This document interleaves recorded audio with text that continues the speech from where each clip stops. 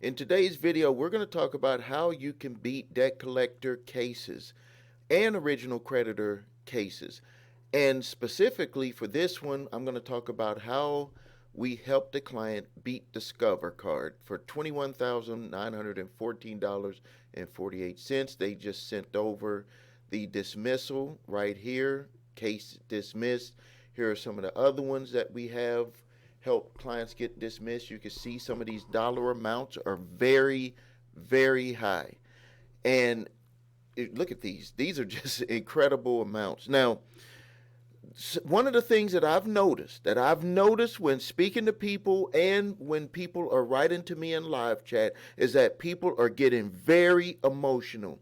And this is something that is going to happen with all of us, but it's the way that you handle those emotions is going to make a difference between you being able to move forward, regardless if you're dealing with credit issues or debt issues, or even if you're being sued in court by a debt collector.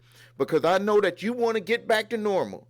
You don't want to have no surprises. You want to protect your money, because if they win these cases, your money is going to be garnished. But I do understand on the flip side is that you get very emotional. You don't know what to do. You see all of these different things on YouTube or other places.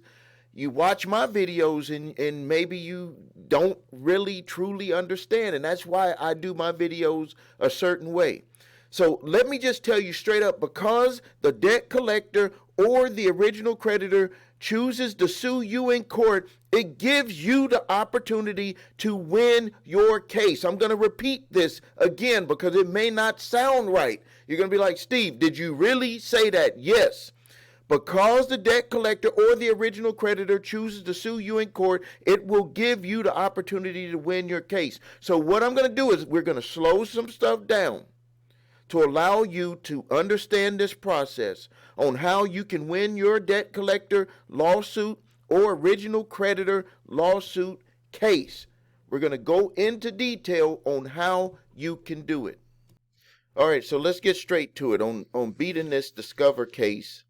Some of the things that I want you to keep in mind if you're being sued by a debt collector or an original creditor, either with Discover Card or with any of the debt collection companies or original creditors, is that what I want you to do is I want you to understand and see what is real and what is filtered. So what is real is to look at documents on how they prepared the case against you. What is filtered is what they want you to see from the documents that they prepared against you. So that might sound similar, so let me break it down, because this is exactly how we are able to help our clients win these cases, and where other people have said that they've had people work on this stuff for them that were very qualified, and that they just seem to not even know what we know about how to do this. So now, filtered means you accept everything that they give you as true. Like, if they give you this document, it's true. If they gave it to the court, it's 100% true. If they say this is the amount you owe, maybe you might say that's true or that's not true. That's an easy one there. But what most people do is they look at the documents and they just say that 100% of the documents have to be true, or they would not be presenting this stuff to the court. Like, they would not present it. Or if they don't present certain documents to the court, sometimes people, because they don't know, they just accept that they don't have to present it. Like, they could just do it. And from the videos that you've probably seen out there, they talk about arbitration. They talk about, where's my signature and all of that stuff. And they lead people down the wrong road on how to win these cases. Because if you really look at what they got, and that's why it's hard for me to make a video to just say, this is exactly what you got to do. Because first part of it is, how are they coming after you? Like, what are they presenting? That would be with any case, no matter what it is. How are they presenting their case against you specifically for the debt that they claim that you owe? What documents? What all are they giving to you? But what happens to people is when this stuff gets to people, they get overwhelmed, and they'll tend to either be paralyzed, so to speak, where they don't know what to do. They don't do nothing. They think that if they hide, don't answer, all of that stuff, that it's just going to go away. And some of the times it feels like it goes away. People get default judgments, and then a year later, 6 months, a year later, 2 years later, all of a sudden this debt collector is freezing their bank account, putting a garnishment order, taking money out of their paycheck every pay cycle, not just monthly, every pay cycle, 20 to 25%. And all of a sudden it's like, I wish I would have did something about this. But the reason why they don't do nothing about it is because they don't know what to do about it. And that I make my videos to help you do something about it. And so let's look at, while I get my screen up here, is that you got to understand that everyone involved in this is a human, not an AI. They haven't got to that yet. So everybody is a human. That means that the words that you use in your case, with your response back to the plaintiff attorney and with the judge that is reading it, makes a huge difference on the way that they understand and interpret what you are responding, what you're responding to that court summons about. So remember, the words that you use, the phrases that you use, and the way you say it, it makes a huge difference in the determination on the way that the plaintiff attorney understands your response and the judge who is reading your response. It makes a difference. I just showed you how much of a difference that makes by just showing you examples of people. That is real dollars. I know, some of the times people think because a case is dismissed, all of a sudden the word dismissed is like the predominant word and not the dollar amount. So let's just flip it. Case judgment approved for $24,914.48. Now, how would that feel? And then let's just flip it over. Case dismissed for $24,914.48. How does that feel? So when you receive a court summons, there's going to be some standard questions that they're going to ask. These are considered allegations. So they're going to ask you about the debt. Obviously, they're going to make statements about that you opened up an account. They're going to probably have the charge-off date on there. And that's why probably, because I've seen some where they don't even have that on there. They're going to have information about that they're suing you in the correct jurisdiction. They're going to potentially say that you live at a certain address. It just depends on how much detail that they want to put. But this is the reason why they put that information in there, is because they want to establish that you are the correct person. So they're doing this because this is part of the process. Some of the things that we've seen from various cases is that some debt collection attorneys will go the extra mile and some of them won't. For this particular case, they went the extra mile. So don't think that this was a weak case that Discover hired attorney put forth. It wasn't like that. They put their best foot forward, but there were certain issues that they had with their documentation, with proving the claim. But you have to get them to that point. You can't just blurt it out. I've even had people say, I sent the plaintiff attorney a letter about the debt and didn't send nothing to the court.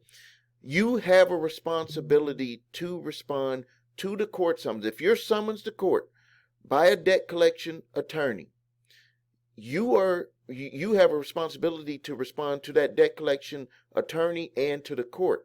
If you don't do that, no one is knowing what you're doing. Even if you submit it to the debt collection attorney and you don't have proof and you didn't submit that to the court, you are stepping yourself into a big, huge quicksand trap, because they're going to say that you didn't respond. I've seen that happen before, Well, they're like, I did respond. Well, where's your proof that you responded? So, step number one is you look at that summons and you're going to look at it from the side of what is real, not what's filtered, how they want you to look at it, how they want you to get emotional. You don't want to look at it that way. You want to just read through. You might have to do it a few times over and over and over again because you're going to have a shock. Like this individual, if you got a court summons for $24,914 and your main goal is to keep things the same, no surprises, protect your bank account, protect your money, how do you think you're going to feel? You're going to be very emotional. And when you're emotional, all of us, we don't see things sometimes the way that we should see them. So you got to calm down. You just got to calm down. Read it through a few times and you will start to see that there's a lot of doors that'll open that could be potential ways for you to win or solutions. I call it just doors of solution.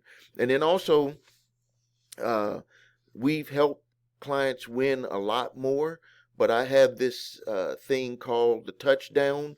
You know, in football where players score a touchdown and they act like they never scored a touchdown before. And I've talked about it in past videos where I was like, take your wins and move on.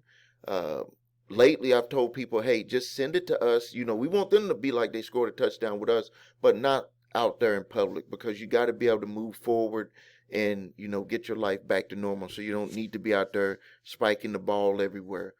But we do appreciate the clients who do send us the information. So now let's get into it. So when they submit the court summons to you, look over all of those documents. You just got to, you know, just spread them all out, look at it, read it through the 1, 2, 3, 4, 5, 6, all the allegations that they have against you, all of the attachments. The first time, just look at it for what it is. Just look at it for what it is. And then what you're going to do is, second time around, you're going to start to look for the openings. Now, the first opening that you need to understand, and this is something that I've seen even attorneys not really pay attention to this, and is that a debt collection attorney who is collecting debt for the original creditor or for a debt collector still has the obligation to it has obligation to do the debt validation verification as stated in the Fair Debt Collections Practices Act. And I think that gets skipped over a lot because people just think that there's like just this bridge from who is suing you, original creditor, or the debt collection company that's suing you, and they forget about who is presenting the case for them. The debt collection attorney, the plaintiff attorney, has a responsibility to make sure that all of the documents are accurate, make sure that if anything that you ask to be verified must be verified, any amounts, all of that stuff. They have to go through that. They can't just walk in there if you don't ask. They're used to doing that because people didn't know that they can ask. People didn't know that they could push back. But if you do ask, and you got to do it a certain way, because if you don't do it a certain way, it's going to just look like you're just trying to hide. So let's run through the specific things that you need to question, and then you need to put that information together and say it a certain way to make sure that the judge understands it and make sure that the plaintiff attorney understands what you're asking for. And we don't want to make this into some type of tit for tat type of thing. We want to make this logical so they can understand. And remember, one of the things that I've noticed with court documents is that we are emotional, but the documents are very logical if you look at it. And so if you use logic to respond back to them, but you know you got to say it a certain way, because first, you know, you got to build your case, and the way to build your case is by the way that you respond to the allegations against you. You can get them to kind of see it your way, and then it allows the case to be able to proceed, and a lot of doors start to open. I've seen this happen with cases that should have been, or that would have been open and shut until we helped our clients with what I'm about to tell you. to where they extended cases out for 1 and 2 years, which is crazy. But the reason why they're doing that is because the response that's coming back at them is really challenging the documents and challenging the way that they put their case together. So the first thing that we want to do is we want to always ask for the original contract from the we want to make the debt collection attorney get that original contract. We want to see if that contract is going to be signed or if it's going to have some type of digital signature, because if you the way that they put their case together is that they have proof that you opened that account. That's one of their allegations. So prove that contract. And that's really, something that you've probably heard before with other videos or through my videos. So you want to make sure that they give you that original contract. The next thing is that you want to have proof on that they have your signature or something from you that bridges from that original creditor, especially if it's a debt collector who purchased your debt, to allow that debt collector to be able to handle your private information. We want to have some sort of document that allows them to be able to have your private information. The next thing that we want to do is we want to get a complete account number that shows that it's attached to you, that you opened this account, and it shows that complete account number. Original creditors should not have a hard time getting that, but debt collection companies will have a hard time getting that. Next thing is we want to make sure that the portfolio that they purchased is 100% accurate.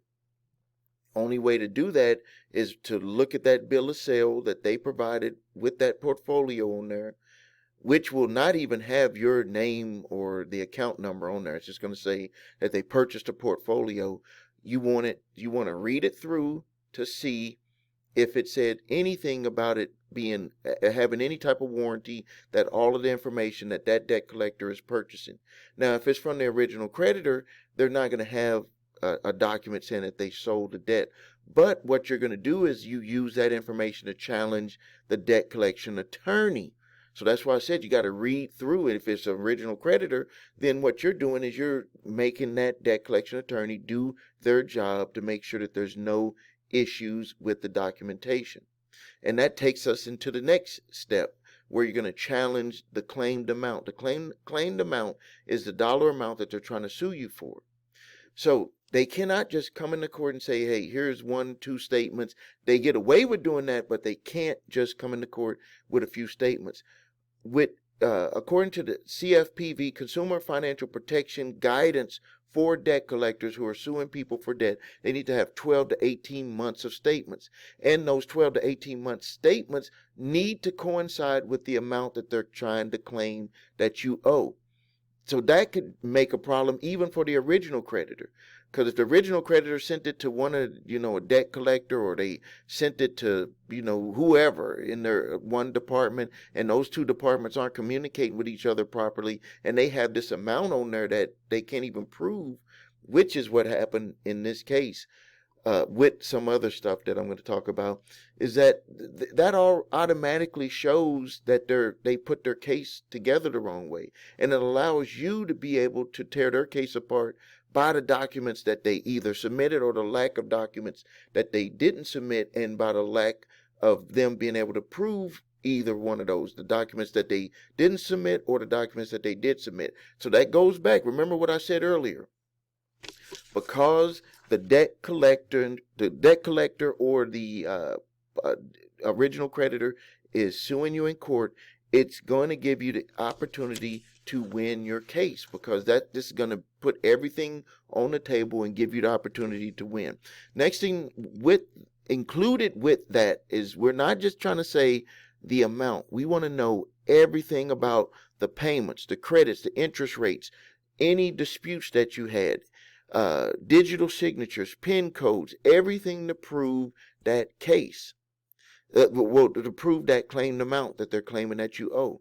So they don't just walk in the court and say, hey, this is the amount, and because we said it, remember what I said earlier, they walk in the court, and because they say it, people tend to emotionally think, hey, what they said has to be true, or what they said to the court has to be true, But remember, the court runs on logic. The people run on emotions.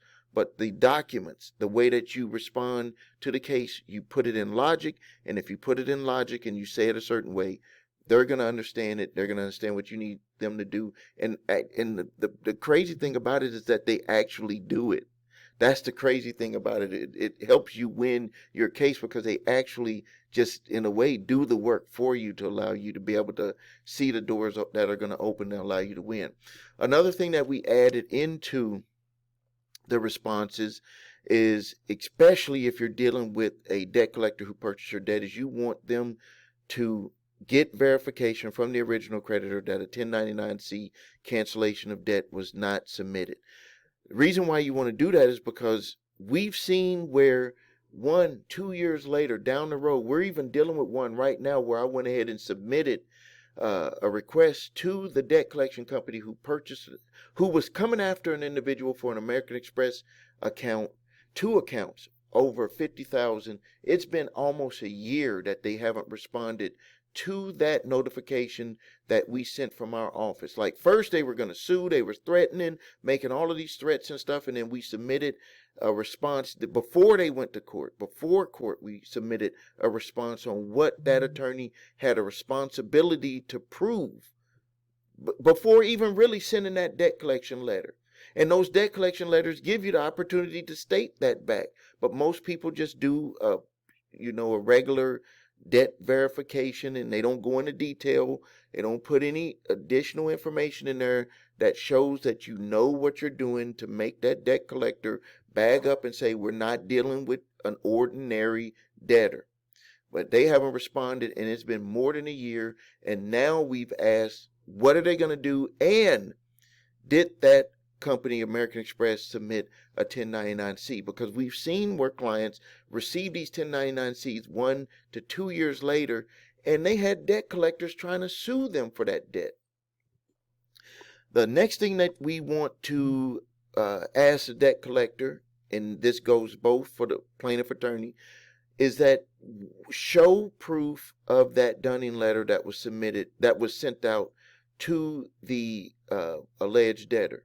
Because they have a requirement before, a lot of people don't know this, before they can even sue you in court, they have to send that initial demand letter. And that demand letter is a debt verification letter. So this is their process. So did they skip that process? And then when they submit that, when they get that letter, did they violate anything with that letter? So it's like opening up the doors. Remember, I said when you get them taking you to court gives you the opportunity to win your case and to just be done with the case. Sometimes people will say, Steve, well, what if they're going to come back and, try to sue you again? Yeah, if it's some type of technicality I've seen with names and stuff. But with the stuff that I just listed here, do you think that they're going to try to come back in the court, even if it's the original creditor? What tends to happen when it's the original creditor and one of the attorneys that they've paid money to, retainers to, and these debt collection attorneys said, I'm number one, I'm going to get the job done, don't worry about it, we're going to come through for you, and then they don't come through. These companies are not in the business of going back and forth trying to, we missed this suit, let's go open up and do it all over again. No, they'll end up doing a 1099-C, and it's just all done and over with. That's just what we've seen. Now, your case may have nuances to it, different. Everyone is different. Attorneys who put together these cases, some of them go the extra mile, some of them fall short on what they submit in their cases against people who owe debt collectors or original creditors. So what I want to offer to you is to do a free review of your court summons. Go to my website, thecreditrepairshop.com. Go to the live chat, upload that summons for review, and then we'll follow back up with you. Put your phone number in there too, because we have a lot of back and forth, and we get a whole bunch of these every day of the week. For 7 days a week, we get a whole bunch of them. So make sure that you put your name and phone number. We'll review it, call you back, let you know. But don't freeze. What I'm telling you is don't freeze. Don't be paralyzed by what you see and thinking that you potentially can't win. There's always going to be doors that open up, even if it's a door that opens up for a very good payment arrangement or a very good settlement offer. The big thing that you need to keep in mind is right now, let's review the documents, and then let's cross that bridge once we get to it. We'll let you know from our experience and expertise what you can do, and from what we've done, from what we've actually been able to do. And I just showed you the proof earlier. If you need help with your credit, please visit us at thecreditrepairshop.com. Watch the video, what makes us different. So you can see my 8-point validation process, my 2-phase settlement process. If you need your credit reports and scores, go to the website your3scores.com to grab your TransUnion, Equifax, Experian credit reports and all 3 scores. If you have debt collectors coming after you early, grab my 3-pack of letters: statute of limitations letter, debt validation letter, and cease and desist collection activities letter. Use the one that is appropriate for your specific situation. Thank you for your time. Subscribe to the channel. Post your questions and comments. This is Stephen A. Williams, President and founder of thecreditrepairshop.com.